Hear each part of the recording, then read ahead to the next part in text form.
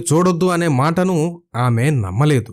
వెనక్కి తిరిగి చూడకుండా ఉండాలి అనే ఉద్దేశంతోనే లోతు అతని భార్య సొదొమ ప్రాంతం నుండి ప్రయాణం మొదలుపెట్టారు. కానీ లోతు భార్య వెనక్కి తిరిగి చూసింది. కారణం ఏమైనా కావచ్చు. నిజంగా తన కూతుర్ల మీద ప్రేమతోనే లోతు భార్య వెనక్కి తిరిగి చూసి ఉండొచ్చు.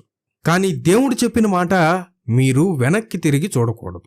ఈ అంత్యదినాల్లో మనుషుల జీవితం కూడా ఇలానే మారిపోయింది. దేవుని కోసం బ్రతకాలి, చావైనా ఏదైనా కాని మాకంతా దేవుని వాక్యమే, యేసుక్రీస్తు కోసమే ఈ జీవితం అని ప్రయాణం మొదలుపెట్టారు. కాని ఇప్పుడు క్రైస్తవ జీవితం రాజీపడే జీవితంగా అయిపోయింది. ఒకసారి యేసుక్రీస్తుని దేవునిగా ఎరిగి క్రైస్తవుడిగా ప్రయాణం మొదలుపెట్టి బంధువుల కోసం, స్నేహితుల కోసం, తల్లిదండ్రుల కోసం, వారి ఆశయాల కోసం, వారి ఇష్టాల కోసం దేవుని మాటను పక్కన పెడుతున్నారు.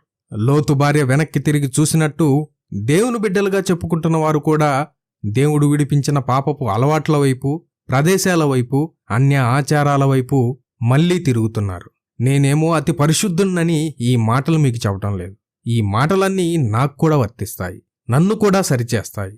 ఒక విషయం గమనించాలి. లోతు భార్య దేవుని మాట నమ్మకుండా ఉప్పు స్తంభం అయిపోయి ఏమైపోయిందో తెలియదు. ఈ అంత్యదినాల్లో జీవిస్తున్న మనకు స్పర్శలేని స్తంభంగా మారే అవకాశం లేదు. మనం గనక బైబిల్లో ఉన్న దేవుని మాటలను నమ్మకుండా జీవిస్తే ఈ దేహం లోకం మీదకి రాబోతున్న తెగుళ్ల కాలాన్ని ఎదుర్కోవాలి, అంత్యక్రీస్తు పాలన ఎదుర్కోవాలి, మహాశ్రమలు ఎదుర్కోవాలి. Jesus coming soon, so be prepared.